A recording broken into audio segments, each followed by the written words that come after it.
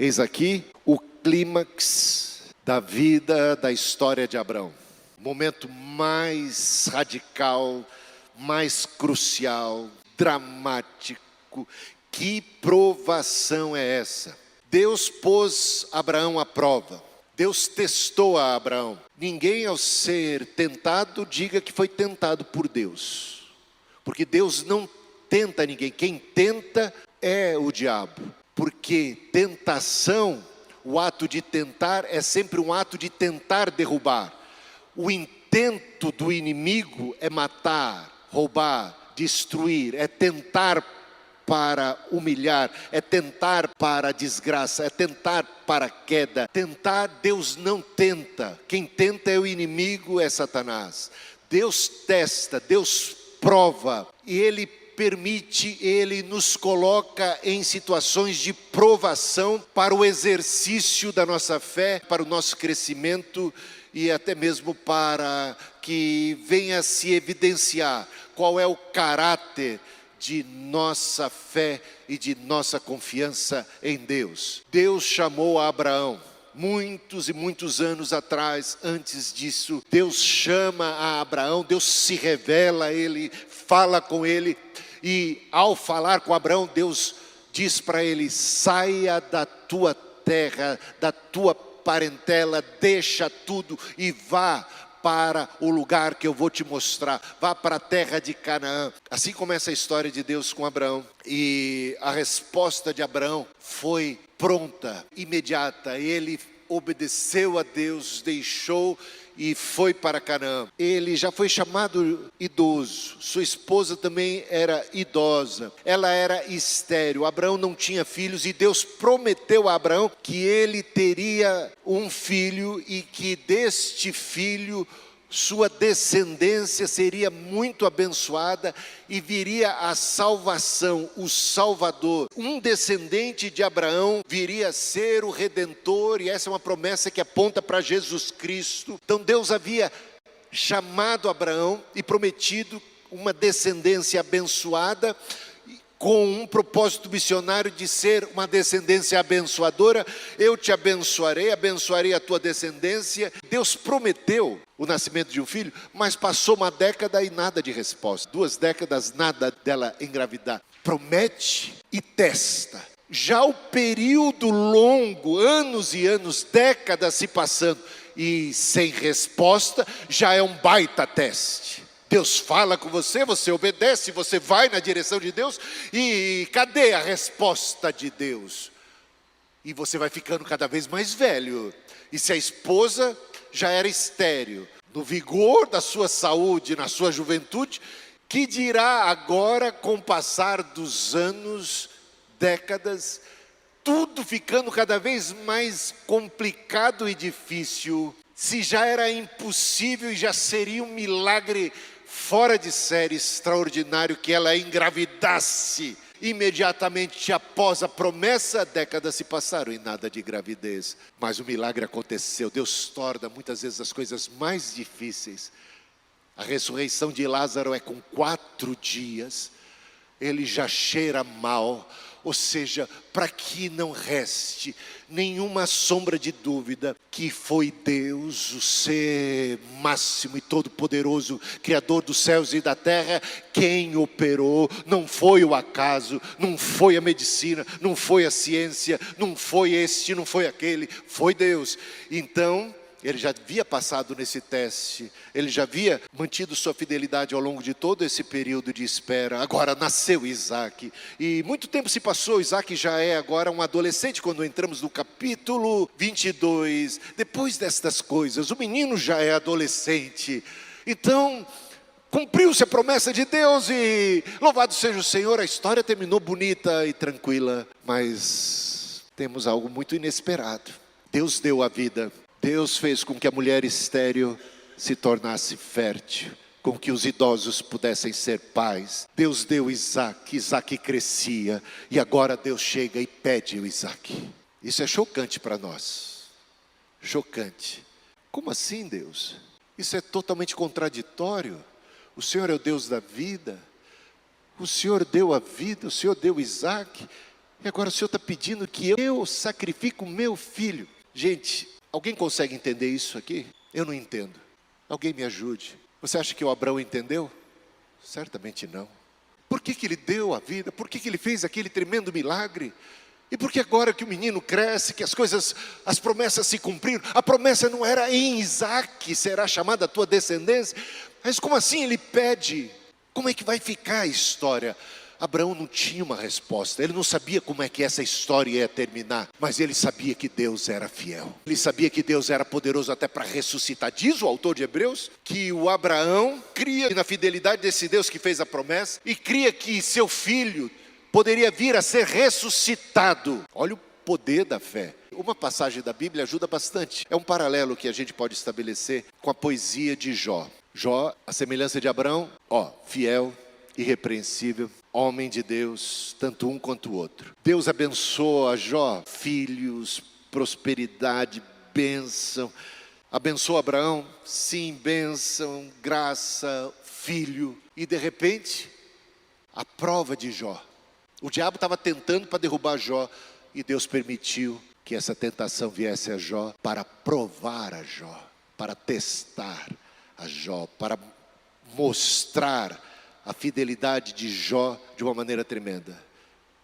Jó não vai perder os filhos? Vai. Não vai perder os bens? Vai perder os bens. A mulher de Jó não vai abandoná-lo? Vai dizer assim: olha só a desgraça que se abateu sobre nós. Esse teu Deus não está com nada. Amaldiçoa o teu Deus e morre. Dê cabo da sua vida. Esse Deus não presta, esse Deus é mau, esse Deus não existe. Amaldiçoa o teu Deus e morre, disse ela para ele. Sabe qual foi a resposta dele? Deus deu, Deus levou, bendito seja o nome do Senhor. Gente, que frase é esta de Jó? Não foi Deus quem deu? Não foi Deus que agora levou? Como é que eu vou amaldiçoar a Deus? Ele é Deus. Tem o direito de dar, se assim o desejar, e tem o direito de tomar para si, se assim o quiser. Ele segue sendo Deus a despeito das circunstâncias. Eu não entendo tudo. Nessa passagem não há nenhuma expressão dos seus sentimentos, dos seus conflitos. Em Jó, na poesia de Jó, nós vemos todo o drama que se passou no coração de Jó, e isso traz luz para aquilo que muito possivelmente também se passou dentro de Abraão. Mas tanto um quanto o outro não pecaram, não blasfemaram.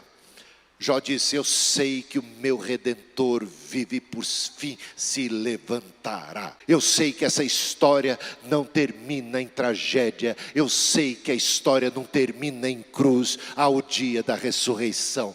Nossa vida e nossa jornada aqui na terra é uma caminhada à sombra da cruz. Nunca se esqueçam da cruz, mas sempre à luz da ressurreição. E estas coisas se casam. Não há ressurreição sem a cruz. Não há céu sem aprovação. Meus irmãos, todos nós seremos provados. E a fé, aqui é um texto que mostra que fé não é coisa da boca para fora. A tua fé vai ser provada. O que você sente, a tua relação com Deus vai passar por testes. Porque se você pensa que isso é coisa do passado, lembre-se que no Novo Testamento temos a oração do Pai Nosso. Chega naquela parte e diz assim: não nos deixes cair em tentação. Por que que a oração que Jesus nos ensinou diz: não nos deixes cair em tentação? Não seria melhor, Jesus, vamos corrigir isso, Senhor, não nos deixe sofrer tentação? Puxa, que alívio! Por que não é? Não nos deixe sofrer a tentação. Nos livre da tentação, Senhor. Nos livre da tentação. Pronto, e ponto final. Não nos deixes cair em tentação. A própria oração do Senhor traz esse princípio, que não adianta orar para ficar livre da experiência da tentação, para não passar por provação, por teste. Não podemos orar nesse sentido, mas podemos orar: Senhor, nos dê força.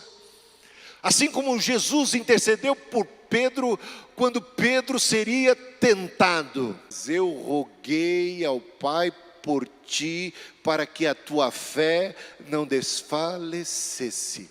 O Senhor está intercedendo por nós, Ele está conosco na nossa batalha, Ele esteve com Jó, sempre presente, a despeito das circunstâncias, muitas vezes o que nós passamos, o tamanho, a dimensão da provação, sendo ela tamanha, dá uma certa ideia de abandono. Jesus na cruz teve essa sensação, ele chega a dizer: Deus meu, por que me desamparaste? Há num certo sentido, um certo abandono, uma certa entrega, que pode ser suposta por nós como algo pleno, definitivo, quando se trata apenas de uma permissão, para que a gente venha a sofrer até determinado ponto, que a gente venha a ser provado e testado e venha a ser aprovado. Deus está conosco. Deus não abandonou Jesus de fato. Deus não abandonou Jó de fato. Deus não abandonou Abraão de fato. Deus está presente. Eu roguei ao Pai por ti, Pedro, para que a tua fé não desfalecesse. Deus está conosco nessa luta, nessa hora. Deus chama Abraão. Abraão, é muito interessante. A resposta de Abraão é a mesma resposta que Moisés deu, é a mesma resposta que Isaías deu, é a mesma resposta que Samuel deu, a mesma resposta que os servos de Deus devem sempre dar a Deus quando somos abordados por Deus, quando ouvimos a palavra de Deus, quando ouvimos a voz do Espírito Santo, quando Deus se manifesta a nós. Deus se manifestou a Abraão, Abraão chamou pelo nome, e a resposta dele foi esta: eis-me aqui. Eis-me aqui. 3 vezes você vai ver o eis-me aqui aparecendo nesse pequeno texto que nós lemos. Foi agora, quando Deus o chamou. Abraão, ele diz: eis-me aqui. Mais adiante, quando Isaac chama: pai Abraão, a resposta foi a mesma: eis-me aqui, meu filho. É um Abraão pronto, sempre pronto para ser abordado. Seja abordado por Deus, ele está pronto para responder. Seja abordado pelos homens, seja abordado pelas questões desta vida, ele está pronto a responder. E por fim, quando o anjo se manifesta: Abraão, Abraão, não faças isto. Eis-me aqui. Abraão, Abraão, e ele responde: eis-me aqui. Eis-me aqui, meus irmãos. Você está diante da palavra de Deus, está diante do Senhor, de um Deus cujos caminhos são inescrutáveis, transcende a nossa compreensão. Ele tem um caminho no meio da tormenta, ele tem planos e razões que nós não compreendemos perfeitamente. Jesus certa vez disse para Pedro: Pedro, o que eu faço hoje você não entende, mais tarde somente compreenderás. Há muita coisa, meus irmãos, que a gente não sabe. Vá para a terra de Canaã, você não sabe o que você vai encontrar lá. Deus está pedindo, Deus está requerendo, e Ele está pronto a responder. E veja só, pegue seu filho, seu único filho, ofereçam em holocausto. E veja, versículo 3, na manhã seguinte, Abraão levantou-se de madrugada. Deus está chamando. Tem gente que diz: deixa-me primeiro fazer isso. Jesus está chamando, e as pessoas dizem: olha, eu vou pensar no caso.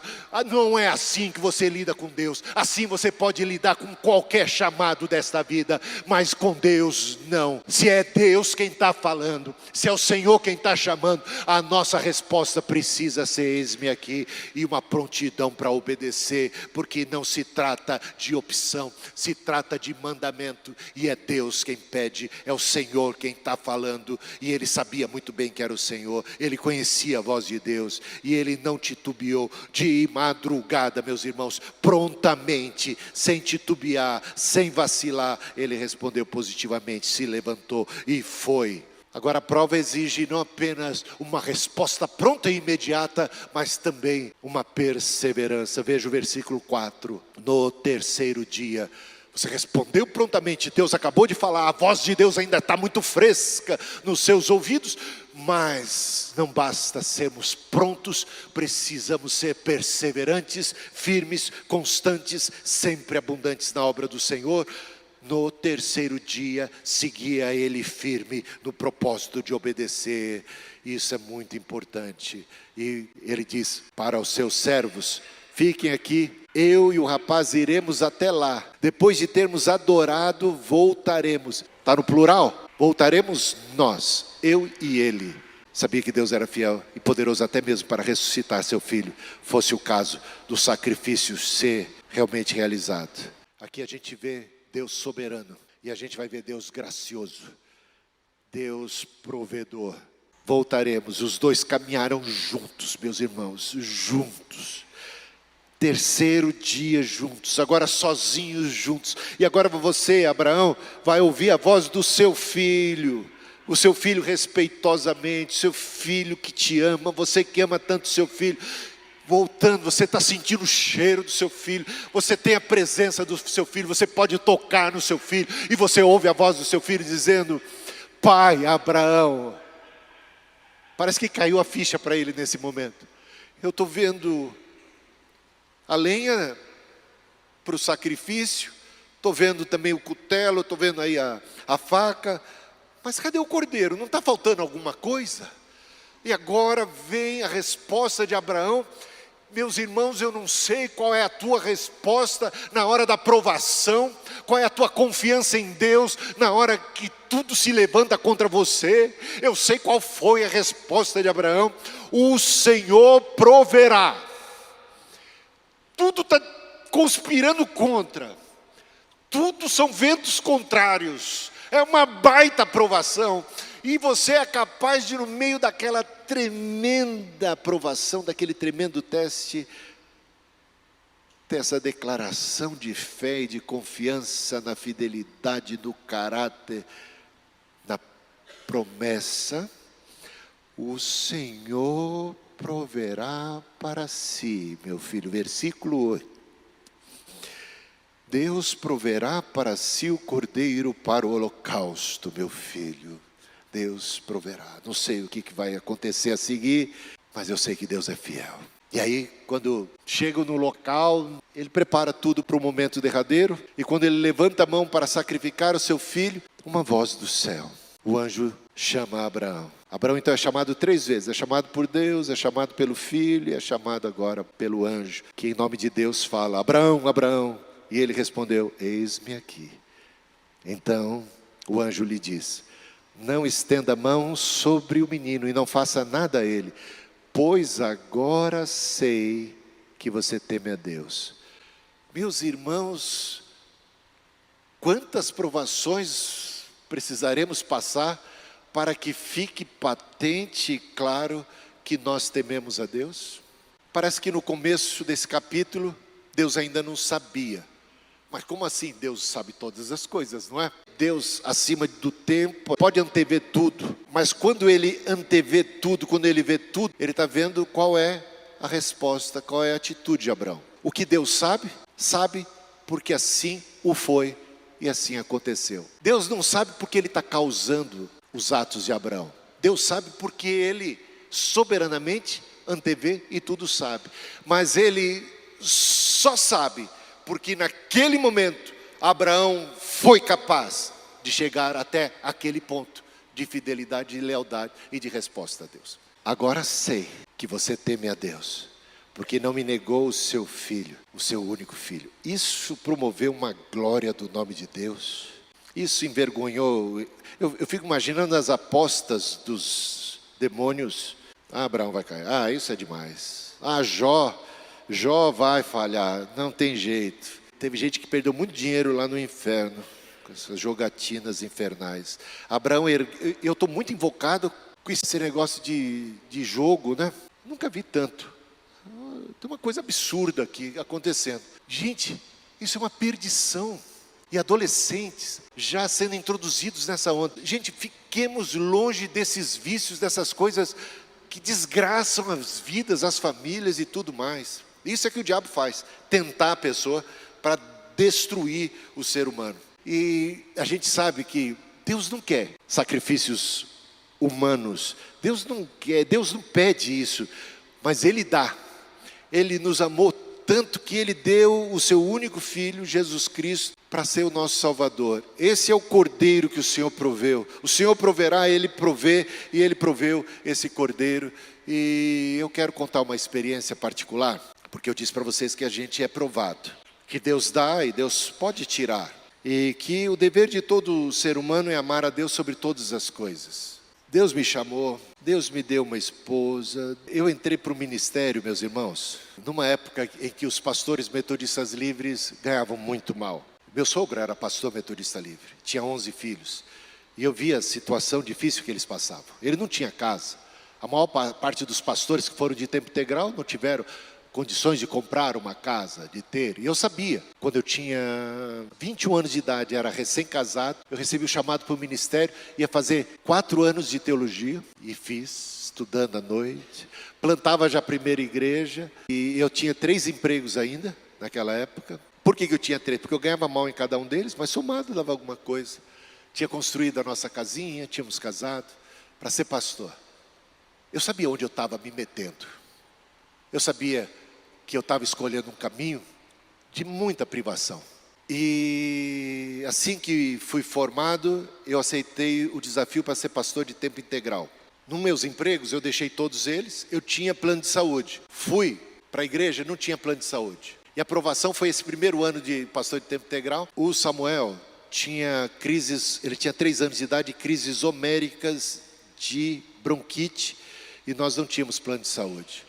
E quando dava essas crises nele era terrível. Íamos para o postinho, íamos para o hospital público, aquela coisa, aquela luta. Numa das ocasiões, ele ficou muito mal, que nós levamos ele 4 vezes aos postos, assim, as clínicas públicas, durante aquele dia, para tentar, 4 vezes tínhamos tentado já, durante o dia. E ele não saía daquela crise, só piorava. Aí levamos ao hospital Saboia, aqui do Jabaquara. Já era tarde da noite. E aí aplicaram adrenalina, minofilina na veia, aquelas máscaras e tudo, e ele nada de melhorar, com os lábios roxos assim. Aí ele vai ter que ficar internado.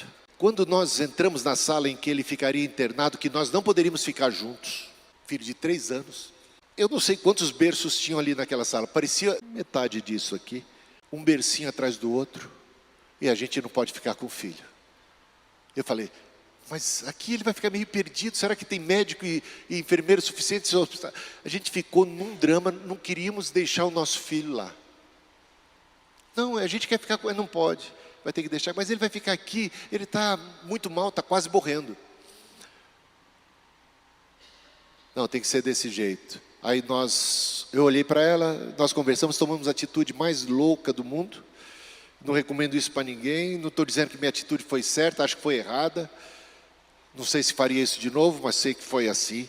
Chegamos à conclusão de que não podemos abandonar nosso filho aqui. Não vamos deixar ele sozinho aqui, meio perdido no meio desses inúmeros, dezenas e dezenas de berços. E não, vocês vão ter que assinar um termo de responsabilidade para tirar o menino daqui. Gente, você sabe o que é assinar um termo de responsabilidade com o menino naquele estado?